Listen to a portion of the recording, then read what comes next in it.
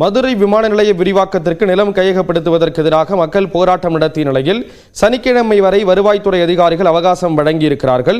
இதனை ஏற்க மறுத்து பொதுமக்கள் போராட்டம் நடத்தி வருகிறார்கள். இது குறித்த கூடுதல் தகவல்களை நமது செய்தியாளர் கருணாகரன் வழங்க கேட்கலாம்.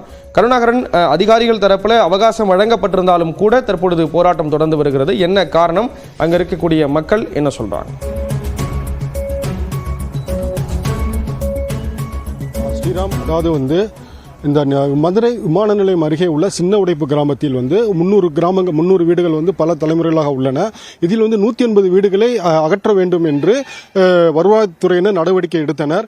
இந்த சூழலில் பாத்தீங்கன்னா கடந்த சில நாட்களாக இந்த கிராம மக்கள் தொடர் போராட்டத்தில் ஈடுபட்டனர். எவ்வாறு என்றால், மாற்று இடம் வழங்காமல் எங்களை அகற்றக்கூடாது என்று தொடர் போராட்டத்தில் ஈடுபட்டு வந்தனர். ஆனால் இன்று ஞாயிற்றுக்கிழமை, எனவே அதிகாரிகள் வர மாட்டார்கள் என்ற நினைப்பில் இரவு வரை காவலில் இருந்த அந்த கிராம மக்கள் சற்று அசந்த நேரத்தில் இன்று காலை பல வஜ்ரா வாகனங்கள் மற்றும் 100க்கும் மேற்பட்ட போலீசார், வருவாய்த்துறையினர் காலையில் குவிந்து விட்டனர். இதை அறிந்த கிராம மக்கள் அந்த சின்ன உடைப்பு கிராமத்தில் உள்ள அந்த பாதையில் உள்ளே வர முடியாத அளவுக்கு ஆண்களும் பெண்களும் போராட்டத்தை தொடங்கினர். அந்த சூழலில் 2 பெண்கள் உட்பட 10 பேர் அந்த கிராமத்தில் உள்ள மேல்நிலை நீர்த்தக்க தொட்டியில் மண்ணெண்ணெய் குழாயுடன் ஏறி மேலே சென்று விட்டனர். அதிகாரிகள் எங்களுக்கு மாற்று இடம் வழங்காமல் எங்கள் கிராமத்தை அகற்றினால் நாங்கள் தற்கொலை செய்து கொள்வோம் என்று மிரட்டும் தோணியில் மேலே நின்று கொண்டிருந்தனர். தற்பொழுது அந்த 6 சனிக்கிழமை வரை அவகாசம் வழங்கப்பட்டுள்ளதால் அந்த மேலே நின்ற போராட்டத்தை மட்டும் தற்பொழுது வாபஸ் பெற்றுள்ளனர்.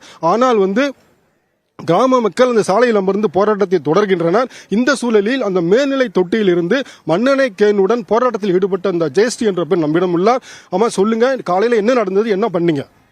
நாங்க நைட்ல இருந்து உட்கார்ந்துருந்தோம். எந்த போலீஸ்காரங்க பார்த்துட்டு போனாங்க. நாங்க எதுவும் பண்ணல. ஓகே, நான் 3 மணி மணிக்கு நான் ஒரு பொண்ணு, நான் ரோட்ல நின்றேன். நான் மட்டும் நின்றேன். யாரு வராங்களா போறாங்களான்னு பார்க்க நான் மட்டும் நின்றேன் மெயின்ல. நான் காலையில 5 மணிக்கு இந்த மாதிரி வந்துட்டோன்னே வந்தோம். எங்களுக்கு ரோட்டை முடிச்சா எங்களுக்கு முடிவில்லை. நாங்க வீடு நாங்க ஒரு 10 பேர் மேல 8 பசங்க 2 பெண்கள் மேல ஏறின உடனே இப்ப எங்களுக்கு ஒரு முடிவு தெரிஞ்சிருக்கு. எங்களுக்கு ஒரு வாரம் அவகாசம்ன்றது ஒண்ணு கொடுத்திருக்காங்க. அப்ப எங்களுக்கு இப்படி 10 பேர் செத்தாதான் எங்களுக்கு கொடுப்பீங்கன்னா 10 பேர் நாங்க சாக தயாரா இருக்கோம். அப்ப எங்க 300 வீடு நாங்க நல்லா இருக்கும். எங்க குழந்தைகளோ ஆடு மாடு எல்லா வசதியும் எங்களுக்கு செஞ்சு கொடுக்காம நாங்க இந்த இடத்தை விட்டு போறதால எங்களுக்கு போராட்டம் தொடரும். நீங்க ஒரு 2 பெண்கள் போற நீங்க மேல தற்கொலை முயற்சி பண்றீங்க. இந்த சூழல்ல அடுத்து என்ன நீங்க விரும்புறீங்க? எங்க மக்களுக்கு வேண்டிய எல்லா வசதியும் அமைச்சு கொடுக்கணும். வீடுல இருந்து எல்லா வசதியும், மயானம், ஸ்கூல் எல்லாமே அமைச்சு கொடுத்தாதான் நாங்க இதை விட்டு போவோம். இல்லைன்னா போக மாட்டோம். இந்த ஏர்போர்ட் 4-5 தலைமுறையா நாங்க கொடுத்துக்கிட்டு இருக்கோம். அப்ப எங்களுக்கு வேண்டிய வசதியை கொடு. ஏர்போர்ட்டுக்குள்ள ஒரு கூட்டுற வேலையை கொடு. அதாவது இந்த சின்ன உடைப்பு கிராம மக்கள் நாங்கள் மாற்று இடத்திற்கு செல்ல தயாராக இருக்கிறோம். ஆனால் எங்களுக்கு அனைத்து வசதிகளுடன், கல்வி அடிப்படை வசதிகளுடன் கூடிய மாற்று இடத்தை வழங்கினால் நாங்களே சென்று விடுகிறோம், எந்தவிதமான அச்சுறுத்தலும் தேவையில்லை என்று கூறுகின்றனர்.